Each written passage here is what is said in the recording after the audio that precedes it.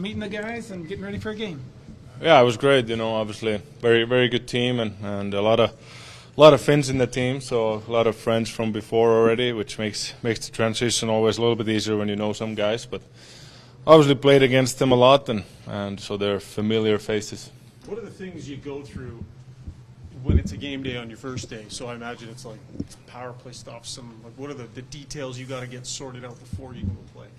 Yeah, I think the structure that the team wants to play with, I think coaches do a good job, putting a little video package on how we want to play, and that makes it easier when you see the clips and see these guys, how they've done it multiple years and do it right. And so I think there's the structure, but at the end of the day, you just got to go out there and play with your strengths and not think about too much. Obviously it's going to be a transition, with the style of play. Every team plays a little bit different. So, but yeah, I just gotta focus on and keep it simple tonight. How different is it this time around for you? I think maybe there was an element of shock or surprise the first time, but this is maybe a little different for you. Yeah, it is, and obviously excitement. Signing a contract, and very thankful for the trust that the Stars had on me with that, and. Now I know it's going to be this team for a long time, hopefully, and that makes me excited and maybe mentally a little bit easier for sure. What excites you most about joining Dallas?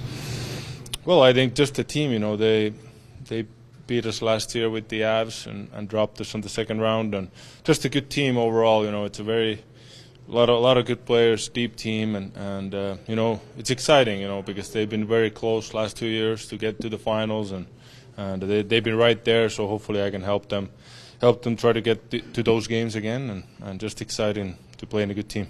How would you describe the last 24, 48 hours? Yeah, crazy for sure. Not a lot of sleep and a lot of being on the phone and stuff. But yeah, it's it is what it is. Now I'm glad it's over though. It's now it's just more about focusing on hockey and things on the ice. Matt Duchene said that you told him maybe a couple hours that it might happen. He's still in shock. Like you walk into that room, those guys are still surprised that it's actually happened. Yeah, I guess it happens quick. When it happens, there's always talks and rumors probably going around, and but obviously it's it happens quick. So I'm sure it's for the guys too. I was just playing against them a lot in the same division with Colorado and battling hard, and they were enemies and now they're teammates all of a sudden. So it's different, but I'm already met the guys and they're all good guys, so it's fun. 96, you don't have to give up a Rolex watch or anything. Yeah, that's good save. yeah. Did that's you ever get the Rolex watch? Yeah, I did. I promised to him, so I had to keep my promise. Obviously. Yeah. Well, hopefully he's gonna enjoy it. When you're making a decision on a long-term deal like that, obviously you've been to Dallas lots, but do you lean on the guys that you know on this team to get a sense for what it's like there? And it's a big decision, obviously, outside of hockey. So how much of that work did you do? Yeah, well, obviously you try to look at all the angles. When you get traded by a surprise a little bit, and then you don't have a contract with the new team, then you try to.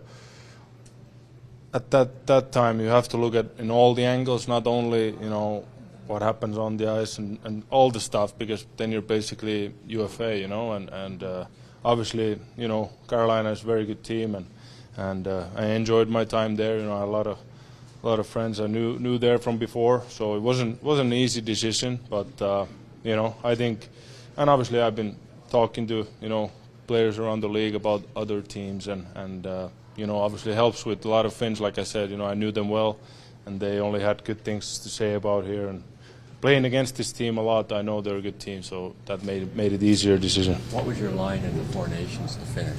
You play with Aho more than Hintz? Oh, in the Four Nations? Yes. It was with Barkov and Lehkonen. So yeah, so it wasn't, but power play Hintz was there and stuff. So what would it feel like for you if you ended up meeting the Avalanche here? Like how would that be for you if that's the way? Yeah, it's gonna be weird, for sure. Going back there, spend 10 years in the organization and a lot of good friends, all the staff, coaches I know very well. So, but it happens, it's at the end of the day, it's a business and things happen like this. It's not the first time, And but it's gonna be first time. It's gonna be weird, and probably the second and third too. But hopefully it gets easier after the year. Mikko, there are a lot of reported talks between your side and Carolina. Why ultimately did that not quite work out?